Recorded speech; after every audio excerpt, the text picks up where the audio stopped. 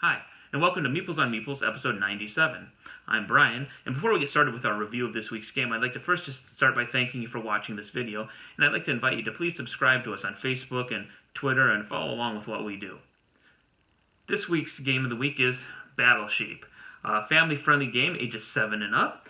Very nice components, but first let's take a look at how it's played, and then we'll come back with my thoughts. The setup for Battle Sheep is rather simple. Each player gets 4 boards that have 4 hexagons on each of them. So in this setup for 2 players, there's a total of 8 boards put together. Now technically, each player starts with their 4, and one player plays one, then another plays another, so it's possible that you could have holes in the middle of the board if the players chose to play it like this. But I'm going to fill that in to make this demonstration easy. But every player has 4 boards. You each take turns laying one until everybody's laid their board. And then everybody takes their pile of sheep, their battle sheep. There's 16 tiles per color. There's blue, red, black, and white. And then you pile them up on an edge so that you're kind of spread out, not right on top of each other. The first player is the youngest player, and you play as follows. You have to split your pile and move as far as you can in a straight line. I can choose to take all but one. I can cut it directly in half. But basically, you have to take a pile of sheep that you have on the board, decide how you want to split it. So let's say I want to do it approximately in half here. And I take the half that I'm leaving behind and leave it there, and the others move in a straight line. So I could go along this line here, and I end up here. I can go in a straight line here, and end up there. Or my other option is to go right here next to it. That's it. It's as simple as that. You have to move as far as you can until you hit the edge of the board or run into another pasture that's blocked with sheep in it, and that stops you. Then the next player chooses one of their piles and goes. So let's say red player is the youngest player. They go first, and I do this. Okay. Then the black sheep can go here if they want. They can go all the way down here if they want, or over here. So they choose to go over here. Then the red player can choose this pile or this pile. And let's say this time I decide I'm going to go, just leave a couple here and go down here. So then black chooses a pile and they decide to do this. And it goes on and on, back and forth.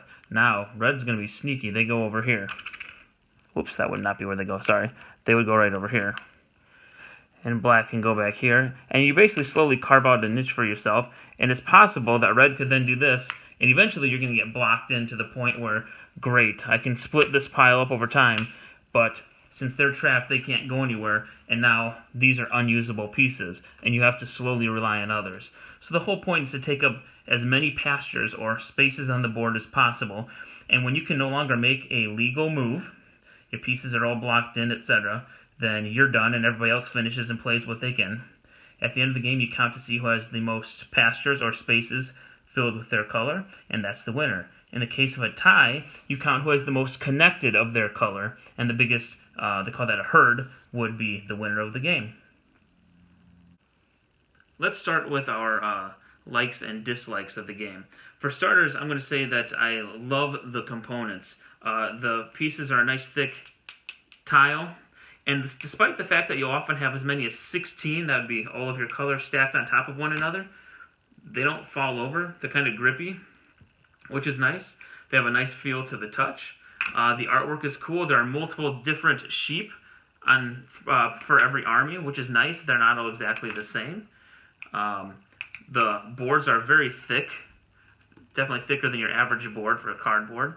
And so while there aren't many components, what is there is very nice.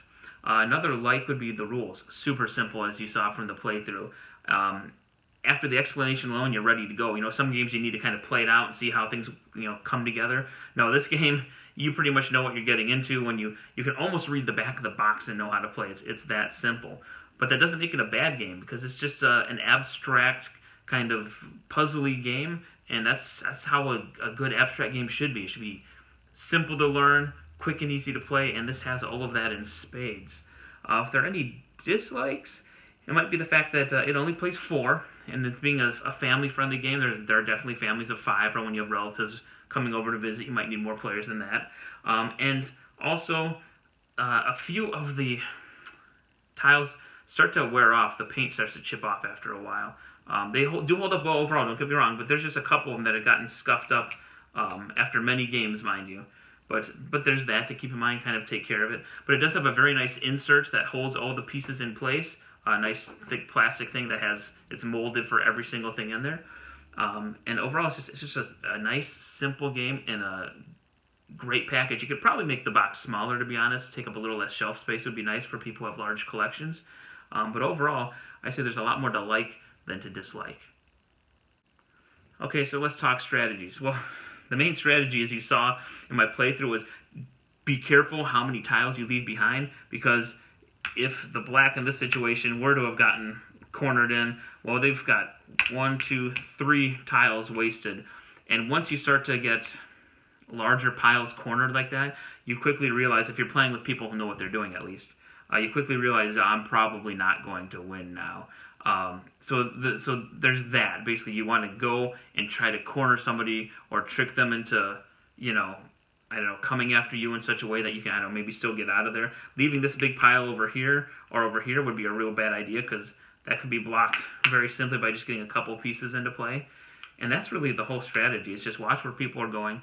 Be careful where you're leaving your flocks. I believe I called them herds in the playthrough, and I apologize about that.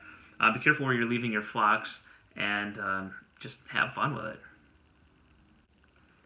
Okay, it's time for final thoughts and reviews. We go from a scale of 1 to 10. 1 is terrible, 5 is it's okay, nothing broken, but I don't really like it either. And a 10 is it's a fantastic, great game. With Battle Sheep, I'll be honest, I was definitely surprised by how much I did enjoy it. I'm going to give it a solid 7.